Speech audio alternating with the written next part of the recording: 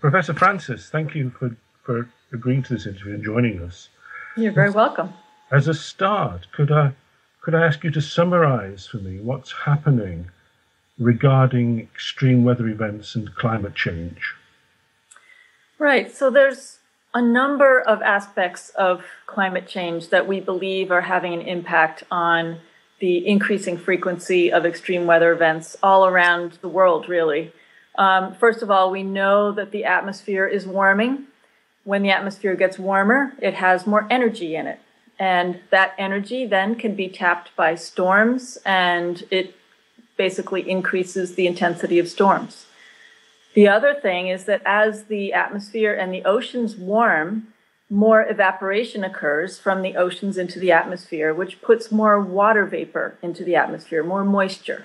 And when that water vapor is a greenhouse gas, just like carbon dioxide, and so it helps trap even more heat into the atmosphere.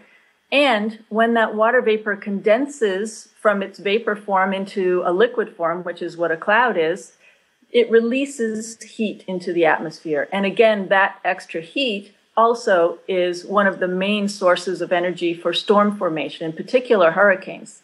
So we've got these very basic changes to the climate system that we know are affecting every storm that develops now is basically forming in a whole new regime. And there are many other aspects as well, including the one that I've been working on most recently, and that is the rapid warming of the Arctic relative to areas farther south. And so this is disrupting the whole temperature distribution of the Northern Hemisphere. So what is the evidence that these extreme events, presumably tornadoes, hurricanes, droughts, what is the evidence that they are worse in intensity and more frequent these days than they were in the past? Well, here in the United States, our National Oceanographic and Atmospheric Administration actually tracks the frequency of all kinds of extreme events that occur in the United States. And there is a definite uptick in some of these types of extreme weather events, not all. So there's that metric. It's something that's not easy to track in absolute numbers, but people are doing it all over the country. We're seeing 500-year records, 100-year records being broken on a very frequent basis now. And so there's a general sense that not only is the frequency increasing, but the intensity as well.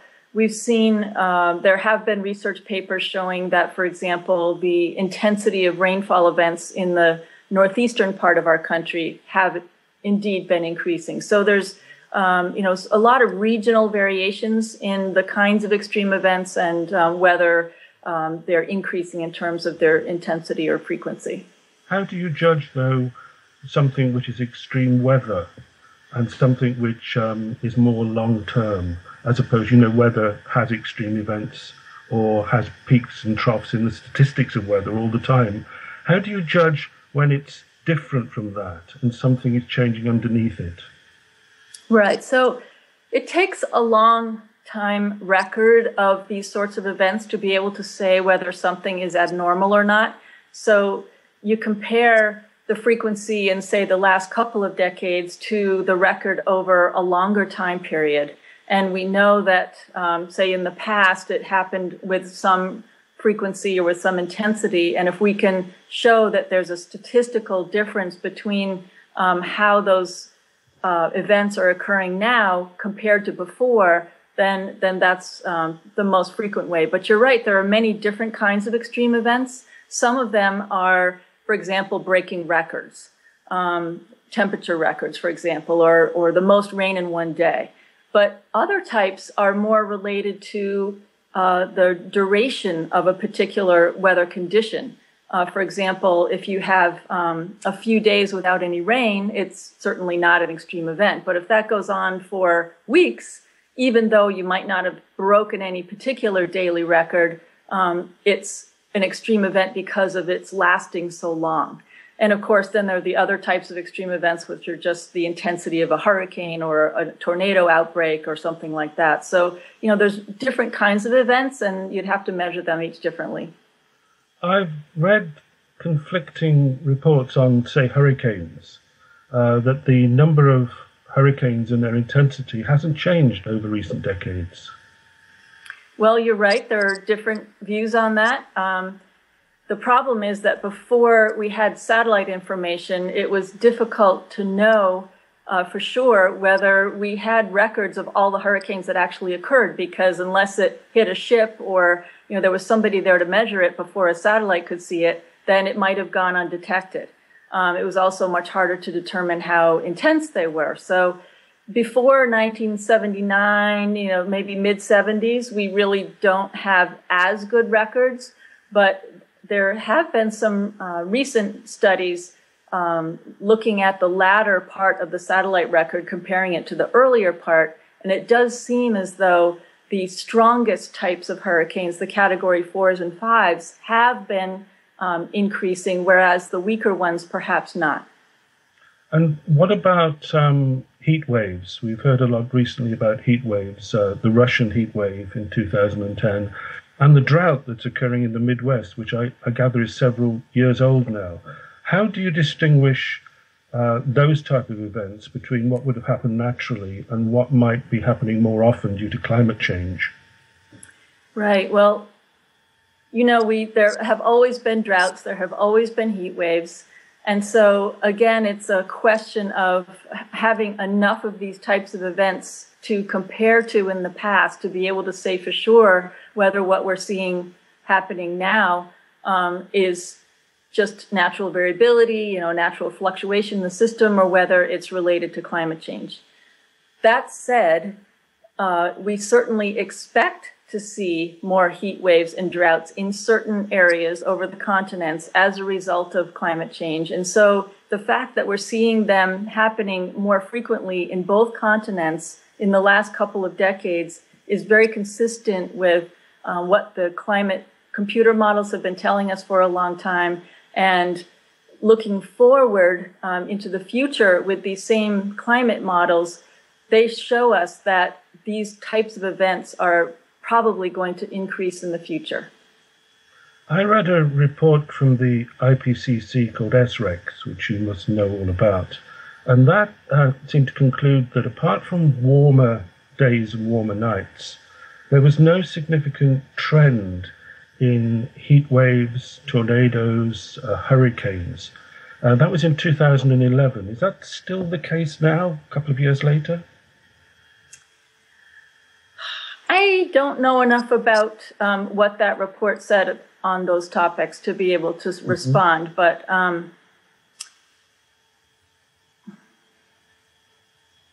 there's certainly evidence that we should expect to see increasing flooding events, going back to what I said about the increasing water vapor in the atmosphere. Basically, the wet places on Earth are expected to get wetter, and the dry places on Earth are expected to get drier. And that, won't be the same every year. And I think some of the work that's just emerging now in terms of investigating what the causes are of certain types of extreme weather events were not included in that report just because it's really just been happening in the last couple of years, including the work that we've been doing. And so I think there's going to be a big flurry of understanding emerging in the next few years about different sorts of extreme events and what might be causing them and how they're connected to climate change, because it's not a simple story. You said it's not a simple story. How difficult is it to take something like, say, the Russian heat wave of 2010, which did break a lot of records, but which I read could have occurred naturally? How difficult is it to relate something that is within the bounds of natural variability to something which is made more common by climate change?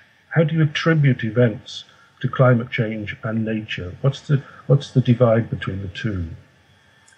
Well, we already talked about, having a long enough record of these types of events and being able to detect a statistical change in their frequency. But there's also a lot of work being done on understanding the mechanisms for what caused them. In terms of heat waves, there's increasing evidence that the fact that we're losing the spring snow cover on high latitude land areas earlier and earlier. In fact, the last few years have broken the records for the least amount of snow in May and June in both Eurasia and North America.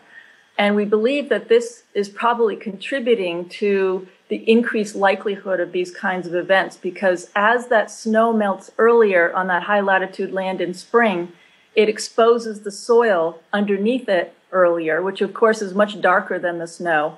So it absorbs that strong spring sunshine, it dries that soil out earlier, allows it to warm up earlier. So it's like a jump start on the whole arrival of summer in the continents by creating this anomalous heat or these extra warm temperatures in the high latitudes, which we think is then bulging the jet stream northward and allowing these heat waves to basically get an early start.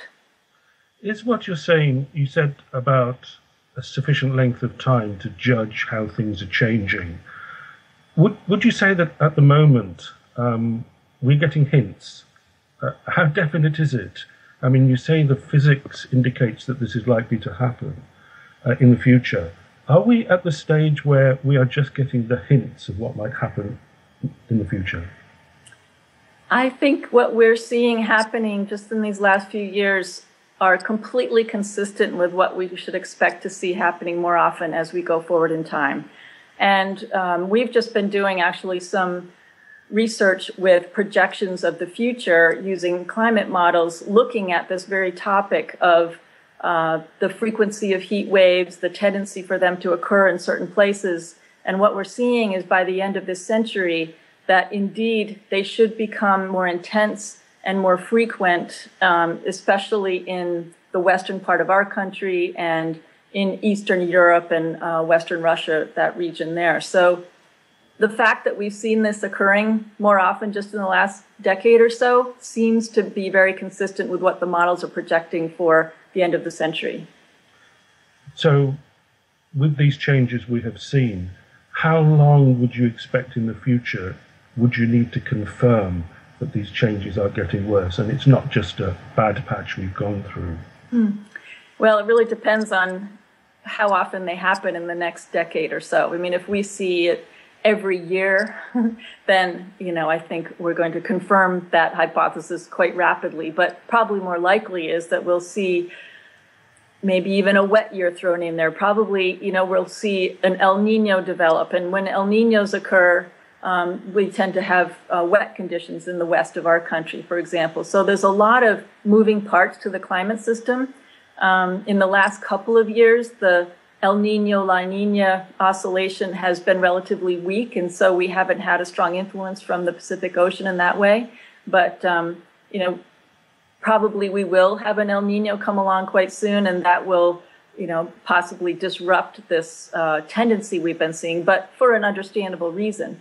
So it really depends on what the future brings in the next decade or two, and how fast we can determine that this is a definite trend and whether it's definitely connected to climate change or not. It's all very interesting. You say that extreme events such as hurricanes are increasing, but I've seen that the temperature of the Earth, the surface, has not changed for a decade or so. Is that consistent with the number of hurricanes and such events increasing in frequency and intensity if the temperature hasn't changed for that length of time? Well, we need to talk about that temperature change. That's been mentioned quite a lot on the blogosphere, and it's been completely disproven to be the case. I mean, the air temperature has leveled off in the last decade or so in terms of its rising. However, that does not mean that the Earth's system as a whole is not warming up. We know that all of that heat that we're not seeing warm the atmosphere right now is going into the ocean instead. And so the ocean has been absorbing more of that heat, and it's mainly because in the last decade or decade and a half or so, there have been more frequent La Nina events, which tends to cool a large area of the Pacific Ocean. When that happens, we tend to see a relative cooling of the global average temperature of the atmosphere. And so if you remove the effects of the La Nina and El Nino events, first of all, you remove a lot of that cooling tendency or leveling off that you're talking about, but you also remove the effect of the warmest events. And a lot of the climate deniers look at 1998 as a starting point for that leveling off period, but that was in fact a very strong El Nino event, which meant that the Earth's temperature was enhanced, or it was extra warm because of that. And so if you remove the effects of all those things, you'll see that the temperature has been increasing very steadily. And in fact, the UN and the World Meteorological Organization just came out with a report in the last week or two showing that the last decade is in fact the warmest decade ever recorded since we've been taking measurements. So I think we need to stop saying that the temperature has leveled off, because in fact the Earth has been increasing its retention of heat. It's just been going into the oceans more lately because of the cooling of the Pacific. So in terms of hurricanes, though, the Atlantic Ocean by itself has actually been warming. And so the fact that we've had several seasons in a row with above average hurricane activity is related in part to that. I mean, there's a lot of ingredients that you need to have an active hurricane season. That's just one thing. So if I was talking to you in 2025, 2030, how would you describe what's going on with the Earth and its climate? Well, I expect that we'll be seeing a lot more what people describe as wacky weather or unusual weather events of all sorts. I think we'll see a lot more flooding events. I think we'll see more heat waves, more droughts, and I think we'll also see some unusually cold and snowy winters. It's all explainable through climate change and through warming.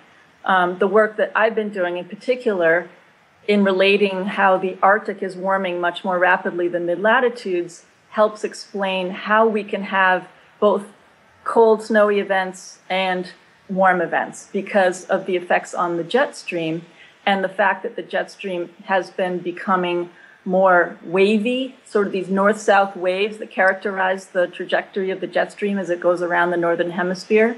And it's those waves, when they get bigger, allow the cold air to come farther south from the Arctic and allow the warm air from the tropics to penetrate farther north. And so that explains how you can get these, what seems like a counterintuitive cold, snowy winter like you've been having in Western Europe, and how that can relate to actually global warming, even though it's more related to the fact that we're warming the Arctic faster than we are the areas farther south.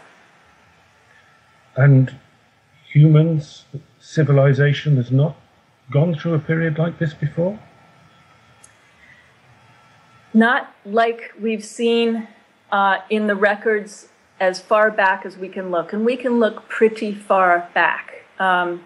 We know that, for example, the carbon dioxide levels in the atmosphere are the highest they've been in at least 800,000 years, probably more like 2.5 million years.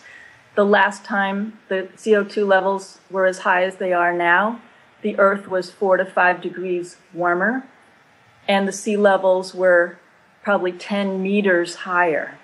So the fact that we've got all this carbon dioxide in the atmosphere, which we know is coming from the fact that we're burning all these fossil fuels, and because we put it into the atmosphere so fast compared to any time that we can see in the even distant past, the Earth's temperature has not been able to equilibrate or to catch up with this level of carbon dioxide that we have in the atmosphere now. So even if we were able to stop emitting carbon dioxide today, we still have a long way to go in terms of the Earth's catching up to the temperature that really should go along with the levels of carbon dioxide that we have in the atmosphere right now. So on that basis alone, I would say that we're in completely uncharted territory in terms of the human experience and well before that. Thank you.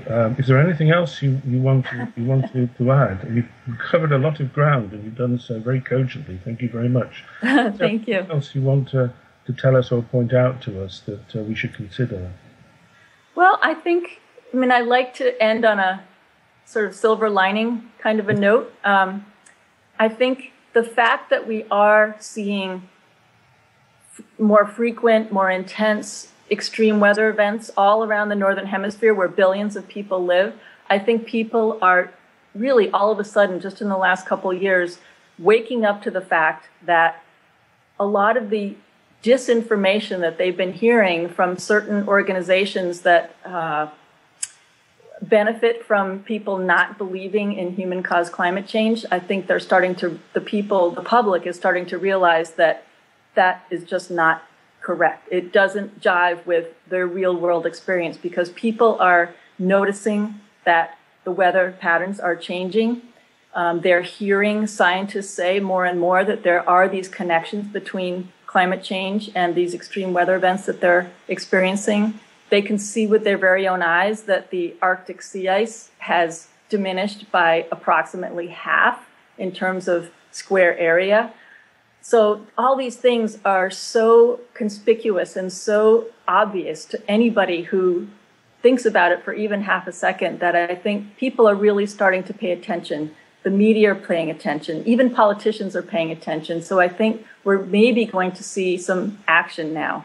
And that action really needs to be multiple avenues. Not only do we have to, of course, try to decrease our carbon dioxide emissions, but we just need to get ready for the extreme events that are expected to come our way. And, there's a lot more research that needs to be done to understand exactly what types of extreme events are going to be more likely in certain places.